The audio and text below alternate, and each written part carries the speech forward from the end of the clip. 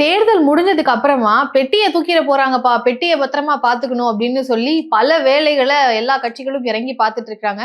ஒவ்வொரு கவுண்ட்டும் கரெக்ட்டா போயிட்டு இருக்கணும். அங்க என்ன மாதிரியான வேலைகள் போயிட்டு இருக்கு, ஸ்ட்ராங் ரூம எப்படியெல்லாம் நம்ம பார்ட்டி சைட்ல இருந்து நம்மளுடைய எஃபர்ட் எப்படி இருக்கணும்லாம் நெறைய இன்ஸ்ட்ரக்ஷன்ஸ் டிவிகே தரப்புல இருந்து போயிட்டு இருக்கு.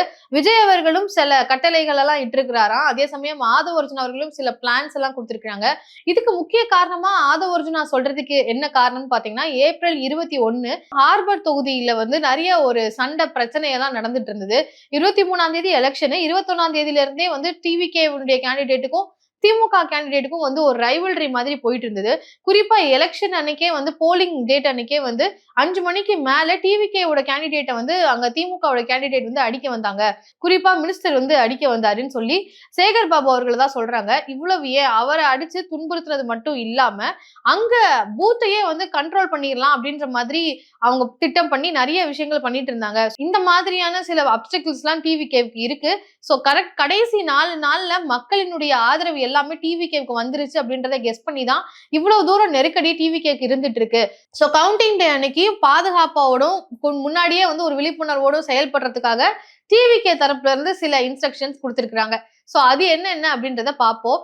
குறிப்பா பாத்தீங்கன்னா தாவேகாவினுடைய பிரசிடென்ட் தலைவர் விஜய் அவர்கள் கேண்டிடேட்ஸ் கிட்ட ஒரு டீமை ஃபார்ம் பண்ணி மே 4 அன்னைக்கு என்னென்ன போயிட்டு இருக்கு அப்படின்ற அப்டேட்ஸை உடனுக்குடன் பார்ட்டி கிட்ட கொடுக்கணும். குறிப்பா ஒவ்வொரு தொகுதியிலையும் என்னென்ன நடந்துட்டு இருக்குன்றத ஒவ்வொரு சின்ன அப்டேட்டையும் ஃபைல் பண்ணி பார்ட்டிக்கு நீங்க தெரிவிச்சுக்கிட்டே இருக்கணும் அப்படின்னு அறிவுறுத்திருக்கிறாராம். சோ அது மட்டும் இல்லாம முன்னாடியே ப்ரிப்பேர்டா இருக்கணும் அப்படின்றதுனால கவுண்டிங் டே அன்னைக்கு ஏதாச்சும் டிஸ்பியூட்ஸ் திமுக கிளப்புவாங்க, ஏதாவது பிரச்சனைகள் வரும். எப்படி ஹார்வர்ட் தொகுதியில போலிங் அன்னைக்கு இந்த மாதிரி கலவரம் மாதிரி பிரச்சனை மாறுச்சோ அதே மாதிரி அடிதடி பிரச்சனை அப்ப கூட வரலாம். சோ கவுண்டிங் டே அன்னைக்கு என்ன நடந்தாலும் அட்வொகேட் டீமையும் நம்ம ரெடியா வச்சுக்கணும்னு சொல்லியும் அறிவுறுத்திருக்கிறாராம். ஆதவ அர்ஜுனா அவர்களும் ரிப்போர்ட்டர்ஸ் சந்திச்சு அவர் சில அறிவுறுத்தல்களை கேண்டிடேட்ஸ் கிட்ட கொடுத்ததாக தெரிவிச்சிருக்கிறாரு. அதாவது கேண்டிடேட்ஸ் ஒவ்வொருத்தரும் 14 கவுண்டிங் ஏஜென்ட்ஸை டிவிகே பார்ட்டி கிட்ட சொல்லணும். அந்த கேண்டிடேட்ஸ் எல்லாரும் எந்த மாதிரியான கவுண்டிங் போயிட்டு இருக்கு, அதே சமயம் லீகலாவும் எல்லா வகையிலும் நம்ம ப்ரிப்பேர்டா இருக்கிறதுக்கு லீகல் சைடையும் ஸ்ட்ராங்கா வச்சுக்கோங்க அப்படின்னு சொல்லி கேண்டிடேட்ஸ் கிட்ட அறிவுறுத்திருக்கிறாராம்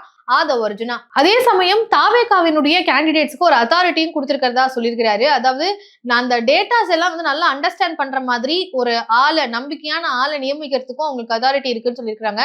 ஸ்ட்ராங் ரூம் இருக்கு இல்லையா, அங்க தான் இவிஎம் மிஷின்ஸ் எல்லாம் பாதுகாக்கப்பட்டு இருக்கு. அங்க செக்யூரிட்டி எல்லாம் போடப்பட்டு பாதுகாக்கப்பட்டிருந்தாலும் எலெக்ஷன் கமிஷன் எல்லாம் கண்காணிப்புல தான் காவல்துறை அதிகாரிகள்ல இருந்து எல்லாருடைய கண்காணிப்போடு அங்க இருந்தாலுமே தாவேகா சார்பிலையும் 234 தொகுதியிலையும் ஒரு ஆள் இருந்துகிட்டே இருக்கணும், 24/7 இருந்துட்டே இருக்கணும்னு சொல்லி சுழற்சி முறையில 8 ஹார்ஸ்க்கு ஒரு ஆள் அப்படின்ற மாதிரி டிவிகேவினுடைய கேண்டிடேட்ஸே போடணும் அப்படின்னு சொல்லியிருக்காங்க.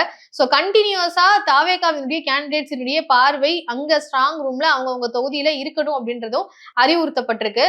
சோ அதன்படி இப்ப வரைக்கும் அங்க பாதுகாப்புக்காக எல்லா கட்சியை சேர்ந்தவர்களும் இருக்கிறாங்க. அதுல தாவேகா தரப்புல இருந்தும் இந்த மாதிரியான ஒரு அறிவுறுத்தல் கொடுக்கப்பட்டிருக்குன்னு சொல்லி ஆதவ அர்ஜுனா அவர்கள் ரிப்போர்ட்டர்ஸ் கிட்ட தெரிவிச்சிருக்காங்க. என்னதான் ஒரு ஆள் இருந்து ஸ்ட்ராங் ரூம்ல அந்த இவிஎம் மிஷின்ஸ் எல்லாம் பாதுகாக்கப்பட்டு இருந்தாலும் கேண்டிடேட்டும் அந்த இடத்துக்கு ஒரு நாளைக்கு 3 முறையாச்சும் போயிடணும் அப்படின்னு சொல்லியும் ஆதவ அர்ஜுனா அறிவுறுத்திருக்கிறாரு. சோ இந்த 4 நாள்ல கடந்த 4 நாட்களாவும் சரி, எலெக்ஷனுக்கு முன்னாடி இருந்துமே ஒரு வாரமா தாவேகாவுக்கான மக்களினுடைய ஆதரவு அப்படின்றது ரொம்ப வெட்ட வெளிச்சமாவே இருந்துச்சு.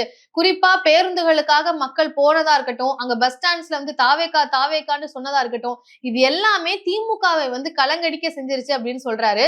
சோ தாவேகாவினுடைய ஆதரவை நல்லா உணர்ந்துதான் கண்டிப்பா கவுண்டிங் டே அன்னைக்கும் ஏதாச்சும் ஒரு பிரச்சனையை கிளப்புவாங்க திமுக. அதே சமயம் எப்படி பூத்தை போலிங் பூத்தை ஹார்பர் தொகுதியில கைப்பற்றணும்னு சொல்லி சேகர் பாபு அவர்களினுடைய கூட்டம் பண்ணாங்களோ அதே மாதிரி போலிங் டே அன்னைக்கு பண்ண மாதிரியே கவுண்டிங் டே அன்னைக்கும் பண்றதுக்கு வாய்ப்பு இருக்கு. சோ அதுக்கு எல்லாத்துக்கும் தயாரா இருக்கணும்னு சொல்லி அறிவுறுத்திருக்கிறதாக ஆதவ அர்ஜுனா அவர்கள் தெரிவிச்சிருக்கிறாங்க. ரொம்ப கான்பிடென்டாவே தாவேகாவுக்கான ஆதரவு அப்படின்றது பெருகிட்டு இருக்கு. எங்களுடைய ரிசல்ட் அப்படின்றது ரொம்ப பயங்கரமா இருக்கும், விசிலினுடைய ஒரு புரட்சி அப்படின்றது நிச்சயம் இருக்கும் அப்படின்ற மாதிரி ஆதவ அர்ஜுனா அவர்கள் தெரிவிச்சிருக்காங்க.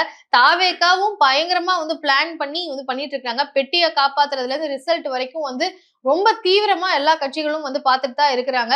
தலைவர்கள் தான் வெக்கேஷனுக்கெல்லாம் போயிருந்தாலும் அங்க இருக்கக்கூடிய கேண்டிடேட்ஸ், மற்ற கேண்டிடேட்ஸா இருக்கட்டும், அதே சமயம் அவங்க ஆள் போட்டெல்லாம் பார்த்துட்டு இருக்காங்க அப்படின்ற செய்தியும் கிடைச்சிருக்கு. சோ இந்த ஒரு செய்தியை பற்றி உங்களுடைய பார்வை என்னன்னு கமெண்ட்ல பதிவு பண்ணுங்க. நன்றி.